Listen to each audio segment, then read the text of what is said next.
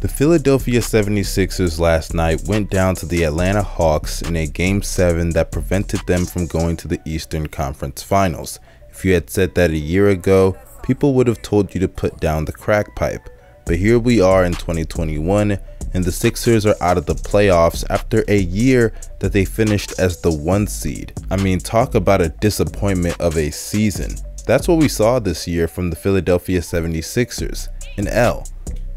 And the biggest L was on display throughout the entire series for the Philadelphia 76ers, and his name is Ben Simmons. And for long-term viewers of this channel, you know I have no love lost for the Philadelphia 76ers. This offseason, I even made a video and I titled it, "This is the last chance for Ben Simmons and Joel Embiid," because I predicted something like this coming to pass. Maybe not in this fashion to a 5th seeded Atlanta Hawks team in the 2nd round, but I definitely thought there was a recipe for disaster with this Philadelphia 76ers squad, because Ben Simmons is such a variable that you cannot predict what he's gonna do from 1 second to the next. But before we get into this video and I get into my bag, I would like to give a shout out to the sponsors, StarStock. StarStock is a new and improved marketplace for sports card hobbyists to buy, sell, and invest in their favorite athletes.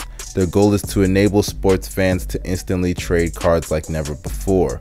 Sign up today with my promo code YoungMustard and receive $10 free whenever you make a deposit of $10 or more. But without further ado, let's get back to that loser, Ben Simmons. Now, to understand why people are so frustrated with Ben Simmons, you have to go back to his rookie season. As a rookie, Ben Simmons not only won the Rookie of the Year, but he looked like an all-star coming into the NBA already. He had all the tools to be a great player. The man was 6'10" with the ability to defend at a borderline elite level coming into the league. He had handles similar to a guard, and he could finish at the rim due to his athleticism and size. Then you throw in the fact that he's a great passer with amazing court vision, and you have LeBron James 2.0. But we were missing one key ingredient, the jumper. And as early as his rookie season, we already saw the problems and the cracks in the process because of it. As in Game 2 against the Boston Celtics, he recorded a 1-point game, not making a single shot throughout the duration of the game. Can you believe that? How can you go out there and you only record 1 point being 6'10" and you're the point guard of a team? That is unacceptable. But at that time, we were all naive, still hanging on to the hope that he could become the next LeBron James because he has all the tools to do so. He can literally do everything aside from shoot. So hopefully with confidence, experience, he can get better as a jump shooter. But then years started to go by and Ben Simmons was still the exact same. His defense got better, he became an elite defender, arguably the best defender in the NBA. But unfortunately, offensively, he started getting worse. And people are going to point out the fact that he hasn't been shooting threes, but it's way deeper than that. Ever since his rookie season, Ben Simmons has averaged less field goal attempts every single year. So he's not only regressing as a jump shooter, as he's just not taking them whatsoever, but he's not even being aggressive. He's becoming less aggressive year after year after year.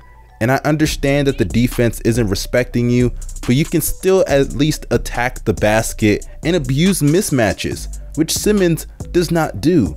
But thankfully, the front office realized his flaws and they built around them properly, giving him shooters like Danny Green and Seth Curry, also giving him a ball handler that can create his own shot in Tobias Harris. And they also have Joel Embiid, who finished 2nd in the MVP race. So it's safe to say the talent around Ben Simmons was pretty adequate to support his inabilities. So all they're asking you to do is make a couple of layups. They're not asking you to shoot anymore. Make your passes, play defense at an elite level, and by the way, knock down your free throws. Which brings us to the Atlanta Hawks series, in which he was unable to do a majority of that. He played great defense, I gotta give him that. But as a scorer, we're talking some performances that are on the level of Draymond Green. Some games he's attempting only 4 shots, and in some of these games, Simmons isn't even cracking double digits. That's a problem. it shows a lack of effort. Because I would understand if you go out there and you just shoot badly, you have a rough shooting night, it's understandable, it is what it is. But at least you're being aggressive. You're leaving it all on the floor. I mean, this is a game 7. You have to leave everything on the floor. Forget what your efficiency looks like. Show some urgency and play as if your season is on the line, because guess what? It actually was. And Simmons did not live up to his end of the bargain in any way, shape, or form. Passing out of an open layup with 3 minutes to go in a tied game 7 is unacceptable, because that play alone just shows the lack of confidence that he has in his offensive game. You can't just go straight up and dunk that shit. It's ridiculous that Ben Simmons is being taught basic fundamental skills about basketball. He has to be taught this stuff. You're a whole point guard in the NBA being paid nearly $150 million and you don't know when to go up and dunk the ball in a close game? That is preposterous. And Ben Simmons should be better than that. This is a guy that we looked at as a generational talent that could be the next LeBron James. But now he looks like an athletic Draymond Green. And then we get to the free throws, which is just a whole nother subject in itself. How are the Atlanta Hawks fouling you to the point that the coach has to pull you out of the game until the last 2 minutes? Generational talent, by the way. #1 overall pick, but can't play in the fourth quarters. How can you shoot below 35% from the free throw line throughout a whole playoff run?